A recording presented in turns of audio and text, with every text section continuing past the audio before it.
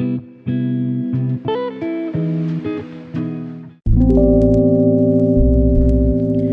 will you be when your life ends? I was in the grocery store squeezing a mango.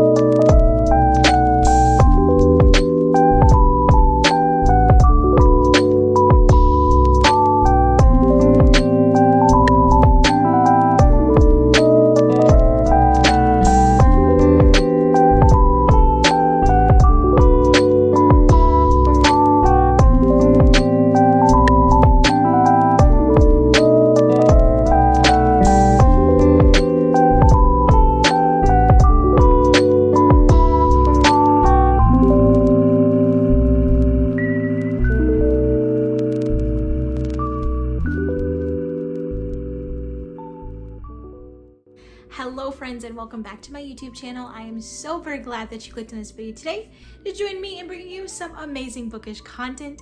And as you can see by today's title, I am bringing you episode 2 of Coffee and Conversation with James Patterson. So this is my very first book that I was able to read by James Patterson, and honestly, I don't know why it took me so long. I absolutely love psychological thrillers. I love crime documentaries. I love Live PD when it was out, which is on Patrol Live now.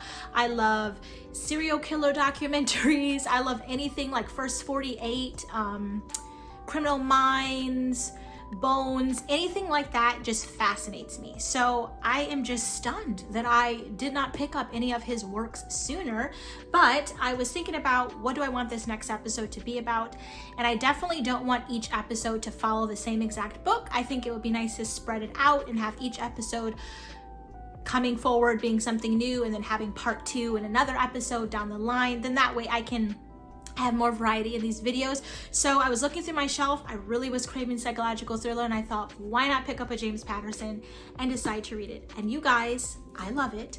As you can see from that footage, I did a little bit of reading. I'm now on page 60, chapter 15. The chapters are pretty short, but there's so much you want to digest, so I'm reading them and just savoring them. I absolutely love it. And what I can say is that this book has probably my favorite first liner ever. And I was debating between this book and A Good Girl's Guide to Murder, but when I opened this book and read the first line, I was hooked. So I also want to read you guys a couple of quotes just by James Patterson, which really will give you the reason of why this first line in this book really caught my attention. So I will get out the handy dandy iPad. So I was able to pull up the quotes. So I will read you a couple of James Patterson quotes that really just gave me the confirmation that he did this for a reason with this first liner. But the first quote, and I'll also pop it on the screen here, says, "In my opinion, one of the biggest secrets of suspense is setting up questions that the readers must have answered." And one thing I can say about a book, and even when I write personally myself, I love starting books out with a question. I think asking the reader to do something and having them think before they've even digested any of your, like the first page of your book, I think just allows them to immerse quicker than they thought they were going to be able to. And so I absolutely love that quote by him. And then the second one says, "With respect to characters, you want things that really dig deep and say a lot very, very quickly to get us interested in the person." And that's one thing that this first liner did. And so without further ado, I will read it to you. And on page number 1, the first line, my favorite first line ever, which will say a lot about me, says, "Where will you be when your life ends? I was in the grocery store squeezing a mango." I'll read that again. "Where will you be when your life ends? I was in the grocery store squeezing a mango." And you guys, when I read that, I knew Good Girl's Guide to Murder can wait James Patterson, The Coast to Coast Murders, has to start today. So I am super excited that I was able to pick this book up, have it on my shelf, and be able to read it. So yes, let's jump into the book. And like I was saying in episode 1, I don't want these to really be spoilers, but I love talking about books. So honestly, I'm going to give you my thoughts and my opinions, and I'm going to tell you about it.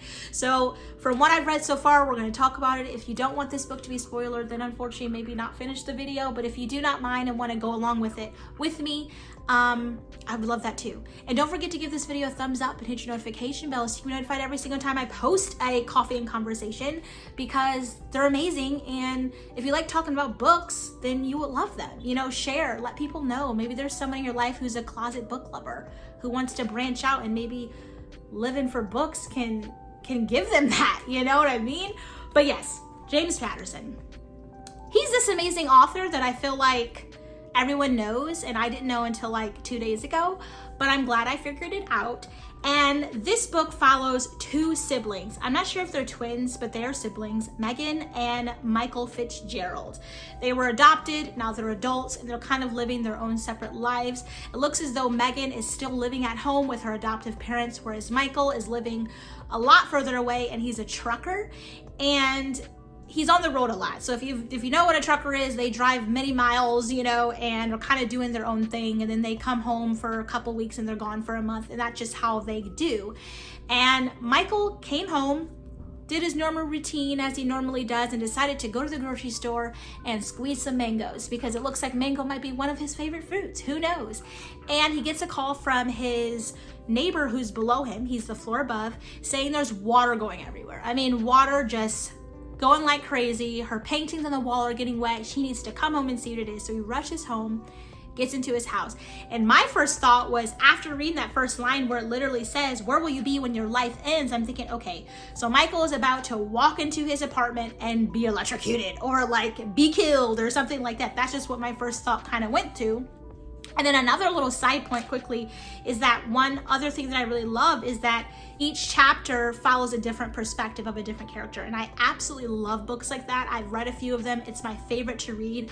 I love following the lines of books that each character is given a minute to shine, almost as if they're the main character, like the East and West series. I'll post that up here by Edith Pateau or Judith Pateau. Edith Pateau and Jodi Picoult. Her book called Vanishing Acts. Yes, that one too is also by different perspectives. I can't remember anything else I've read, but I love that. So it was really nice to get Michael's perspective, because seeing that name, seeing that he was talking to us, I'm thinking, okay, so maybe there's gonna be a list, because it says Coast to Coast Murders, a serial murderer. So I'm thinking from the get-go, just from that, like, there's gonna be a whole bunch of murders happening. Michael is the first victim, and he's about to go die. And then Michael arrives at his house. It's pitch black dark, just like how he left it, but he's hearing the water running. So he goes into his bedroom, into his bathroom. And the first thing he notices is his sink. Water everywhere overflowing, but when he looks in the sink, he notices a towel that is just so nicely wound up to keep the water overflowing. He turns it off, but he's still hearing things. And at this point, he's like, okay, I know I didn't do that. Something's off. He's checking behind him. Is there someone in his house? Like, he doesn't know what it is. And he sees the bathtub. And when he moves the bathtub, there happens to be a lifeless individual laying in the bathtub. And so my first thought is someone behind him about to kill him too? You know what I mean? What is happening? How is his life ending? And then he just kind of sits there and he's taking it all in. And I think it's really interesting to see how certain people plan to, like, or how certain people react to traumatic events, and how it was described for Michael is that he sat on the bathtub and just watched the lifeless body. So then I'm thinking, okay, he's crazy. He actually did do this. Why is he just sitting there watching, not turning off the water, not doing anything? And then he proceeds to call his sister instead of the police. So I thought it was just really interesting to see, like, in a traumatic, you know, moment, my first instinct would not be to go where the issue is. It would be to call the police, call the superintendent, like, something's going wrong in this apartment and I am not about to walk up in that bathroom. You know what I mean? The house is dark, like, he didn't even turn the lights because he said he might get electrocuted. So it's like all these things I would not have done, maybe just being a woman. But I actually love just how, like, chill he was in this moment. So it gave you those vibes of maybe he's crazy. Well, the police get involved. they're doing their investigation, and he kind of becomes their primary suspect at this point. So you're kind of going through the motions of what he's feeling. It definitely reminds me of the husband in the book of Gone Girl. The exact same way of how, although he was in a traumatic situation, he acted very calm and just like, it's fine, it's gonna be okay, you know, I didn't do anything, you know. And that's kind of the same personality, I guess you could say, that he had. So then they take him and they're showing him all the evidence, and they're like, you know, we need to go somewhere with you. They haven't arrested him yet, and they actually take him to the victim's house. And he's super confused because when he walks in, there's pictures of him and this person everywhere, and he's claiming he doesn't know who it is.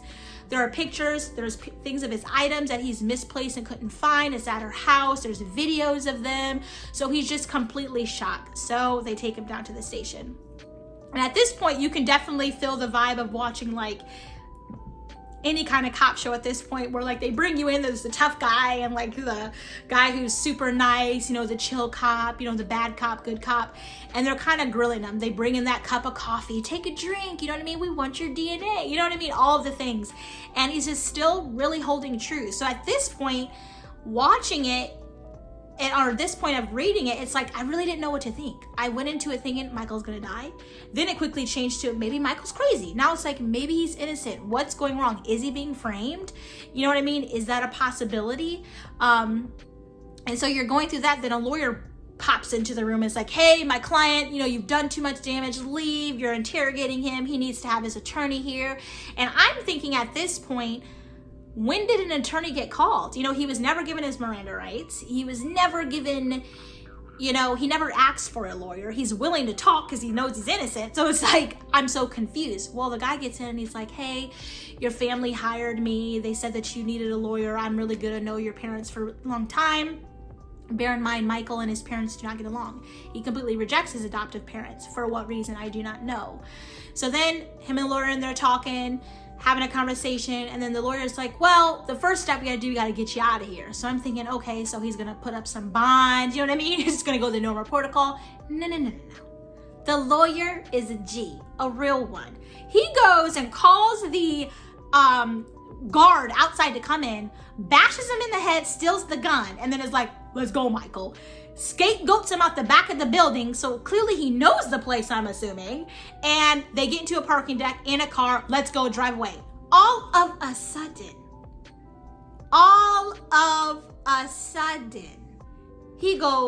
Michael goes, wait, why are you doing this? And the lawyer says, because this is what you wanted me to do. You told me to do this actual thing for you. And he's like, I didn't tell you anything. Within like 5 seconds, the lawyer shoots his own self in the head. And at this point, I'm like, hold up. Okay, either someone is framing Michael for murder and now double homicide, or he's actually crazy. It's twisted. It's a psychological thriller. You know what I mean? Similar to like The Silent Patient with the doctor who had the patient and you thought he was good, and at the end you're like, psych, no. You know what I mean? It's that similar thing. So then now I'm confused. It's like, is he crazy? Is he not? But he's still really holding on to this really innocent persona. And then it's like whoever is framing him is making it even more difficult for him to prove himself to be innocent. So he leaves, escapes, dumps the car on the body, calls his sister, and is like roaming around, you know, the city in a cap and baseball cap and sunglasses and a jacket. I mean, how typical can you be? How ironic can you be, Michael? And so that's kind of where we left off in terms of what Michael is doing. So now his sister Megan, they're ride or die best friends, are communicating and talking with one another, and he kind of fills her in on everything. And she's like, I got you, I'm gonna help you, don't worry. So you're thinking what she's gonna do. Then you roll up to chapter 14 and you got, or chapter 13, and you have yourself a statement she's writing to the detectives. But in the statement, although she's saying what Michael is telling her, which I'm not sure if this is like foreshadowing, so that's a little bit interesting, but you're definitely following her explaining their childhood, which I think is going to have a lot of factors into what's currently happening with them. So yeah, I don't know, that's a lot. I rambled on, but you guys, this book is good so far. I know it gave you a little bit of information, but it did not spoil the book, and I highly recommend it. One thing I can say about James Patterson is that he draws you in, at least with this book, automatically with that first line to get you to think and question and try to figure out what that answer is and almost question yourself, your motives, your morals. But then at the same time, he's pulling you in and dragging you out, pulling you in and dragging out, like that same kind of motion of almost like, I trust the character, I don't. Could it be him? Could it be her? Could it be his sister? Is his sister crazy? Could it be the adoptive parents? You know what I mean? Is it actually him? So it's never a dull moment. You never feel like you're set on it. He's innocent. I know it. You can't, because it's like it constantly changes. And so I'm loving it so far. I think the cliche detective kind of police vibe, he's definitely bringing it through in this book, but he's also giving you, he's also allowing you to see the doubt that police officers can also have even when they see evidence. And I think that's a really key thing too, because you think that when you see, you know, some stellar evidence and it's gonna like prove the person actually guilty, but to have a cop consider that it could be fake, it could be a mistake, it could not actually, like, even though they see it, that it could also be something that's not substantial enough. And I love that the cops and the detectives are able to see that, because I think otherwise it's almost like, you know, you want him to be innocent until proven guilty. I really love that. So I love that that's portrayed in this book. But you guys, I am loving it so far. I'm definitely going to read more when I finish this video here. It's really exciting. I don't feel like it's too, you know, spooky or like scary or like unnerving at all. It's definitely something that you can grasp and like read late at night, cozied up with some tea. And so I'm loving it. I will link it down below for you guys. And I hope that you enjoyed this video. Let me know if you've read it, if you want to read it. What are your thoughts about it? Are you into psychological thrillers? Do you prefer more light and airy types of books? And if you have any good recommendations, especially from James Patterson or any female authors or male authors, definitely let me know, because this is a genre that I love. I definitely can say Very, out of all of the ones I've read, has been the most dark, but still I really loved it. But yeah, just let me know down below. And if you like this video, do not forget to give it that thumbs up and hit your notification bell so you can be notified every single time I post a video. And subscribe to my YouTube channel. Join the Bookish fam. We're so nice. We have so much fun together. And without further ado, I will catch you guys all in my next episode of Coffee and Conversation.